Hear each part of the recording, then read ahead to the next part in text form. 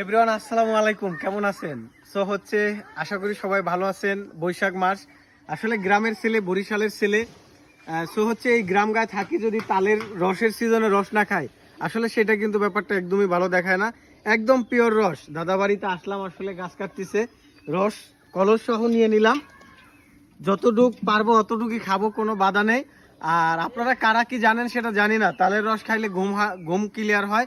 এবং হচ্ছে এই রস যদি বোতলে ভরে 4 থেকে 5 দিন প্লাস্টিকের বোতলে মাটির নিচে রাখা হয়, আর সেটার থেকে নাকি মদ সিস্টেম হয়। আসলে কখনো খাইনি, ব্যাপারটা আমি শুনলাম মাত্র, দাদার কাছে শুনলাম। ব্যাপারটা কতটুকু সত্য আমি জানি না, তবে হচ্ছে ট্রাই করতেছি। জাস্ট হচ্ছে বরিশালে যারা আসবেন তালের রস খাওয়ার দাওয়াত রইলো, একদম পিওর। আমি কিন্তু খাচ্ছি, আপনাদেরও দাওয়াত রইলো। জোস।